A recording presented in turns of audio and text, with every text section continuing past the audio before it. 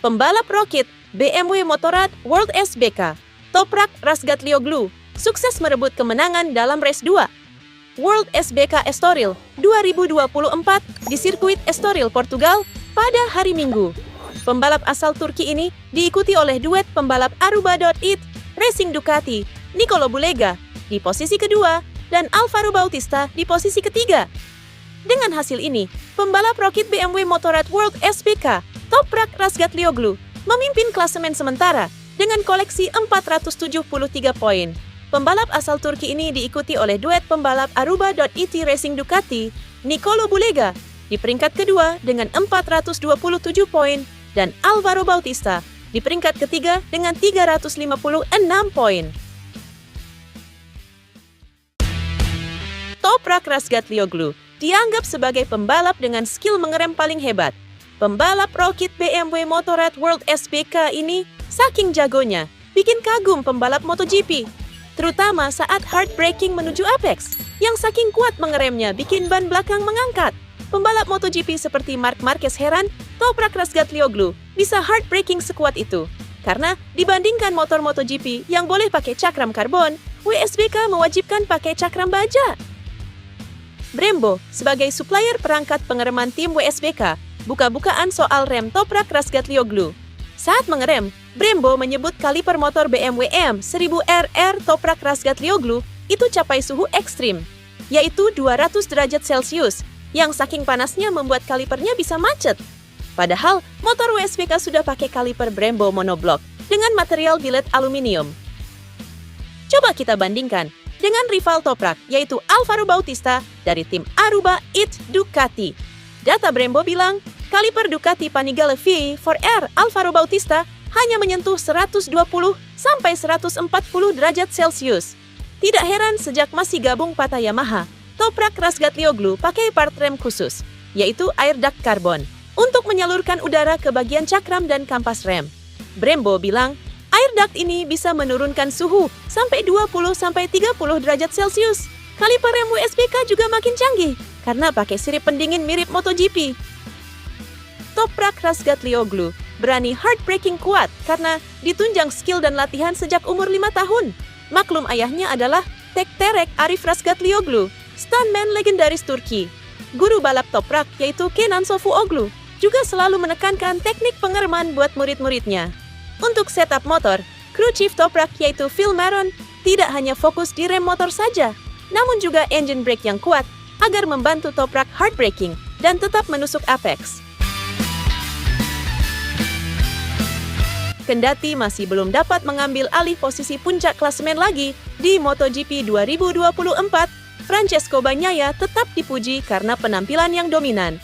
Satu kualitas yang dimiliki Bagnaia mendapatkan sorotan dari legenda MotoGP, Dani Pedrosa. Di sela-sela kesibukan sebagai pembalap penguji KTM, Pedrosa memberikan analisisnya bagi portal stasiun televisi Spanyol, DAZN. Sudah jelas bahwa kita tidak bisa membiarkan Pecco menjalani balapannya, ucap Pedrosa. Pedrosa menunjuk ke performa kuat Bagnaia saat menguasai jalannya balapan MotoGP Jepang hingga tak dapat disusul rival-rivalnya. Bahkan Jorge Martin, selaku musuh terkuat, tidak dapat memberikan ancaman meski sudah dapat merangsek dari posisi start 11 ke posisi 2 sejak lap ketiga. Gap 1 detik lebih bertahan dari awal hingga akhir. Meski di pertengahan balapan, Martin dapat memangkasnya menjadi hampir 0,5 detik. Menurut Pedrosa, tidak ada siasat lain yang bisa dilakukan Martin karena Bagnaia dapat menjaga ritmenya dengan begitu konsisten. Dan satu-satunya cara adalah dengan mengganggu konsentrasi Bagnaia. Pedrosa menunjuk sosok Marc Marquez sebagai kompetitor yang memiliki kemampuan paling baik untuk melakukannya. Itu karena ketika dia berada di belakang kita, dia bisa mengganggu dan membuat kita tidak dapat menjalani balapan kita, sambung Pedrosa. Marquez tampil dengan motor Ducati Desmosedici GP23 dari tahun lalu, sedangkan Bagnaia berhak atas dukungan motor pabrikan Desmosedici GP20 karena memperkuat tim pabrikan. Satu-satunya momen di mana Marquez dan Bagnaia berduel dengan sengit untuk posisi pertama adalah saat balapan MotoGP Spanyol. Setelah menutup jarak, Marquez beberapa kali mengancam Bagnaia dalam dogfight alias duel jarak dekat. Bagnaia akhirnya tetap menang setelah mengeluarkan pace di atas rata-rata untuk meninggalkan Marquez di penghujung balapan.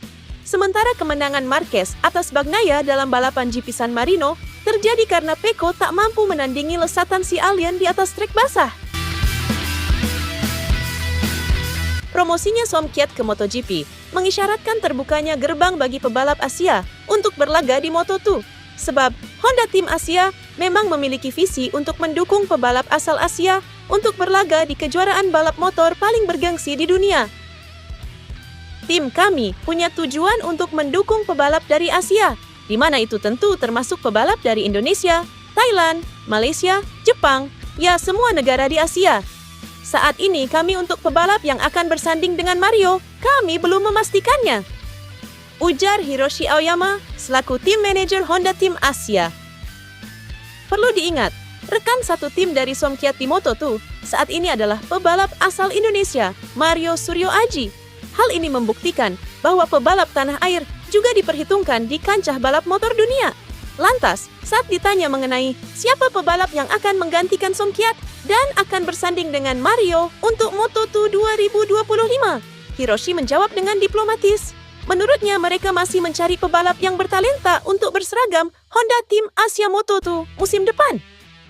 Kami masih mencari pebalap yang pantas untuk berada di Honda Tim Asia tahun depan. Kami tahu bahwa ada sekolah di Indonesia, Astra Honda Racing School, dan jika pebalap ini memang baik, kenapa tidak? Ujar Hiroshi. Total ada 12 putaran yang dihelat di 9 negara. Tak ada satupun seri yang akan dihelat di Asia dan Amerika. Satu-satunya seri di luar Eropa adalah Phillip Island, Australia. Sesuai tradisi, seri pembuka akan dihelat di sirkuit Phillip Island, Australia, yang akan menjadi tuan rumah seri pembuka pada tanggal 21 sampai 23 Februari. Akan ada tes pramusim untuk peserta World SBK dan World SSP pada tanggal 17 dan 18 Februari. Dari Australia, perjalanan akan dilakukan ke Portugal dan Autodromo Internacional do Algarve pada tanggal baru di bulan Maret, yang akan berlangsung dari tanggal 28 sampai 30 Maret. Musim World SSP 300 juga akan dimulai di negara asal Cristiano Ronaldo itu. Seri Portugal dan Ceko akan dihelat lebih awal. Sementara itu, Balaton Park, Hungaria, dijadwalkan untuk debut World SBK pada bulan Juli. Sebagai informasi, Balaton juga akan jadi tuan rumah MotoGP tahun depan. Sirkuit Assen di Belanda akan jadi seri pembuka kejuaraan balap wanita yang akan memasuki musim kedua. Berikutnya, ini adalah perjalanan pertama dari 2 perjalanan ke Italia pada tahun 2025. Sirkuit Cremona kembali untuk kunjungan World SBK keduanya, tetapi kali ini pada tanggal 2 sampai 4 Mei, sebelum tempat lain dengan tanggal yang berbeda, karena seri Ceko akan diadakan pada tanggal 16 sampai 18 Mei.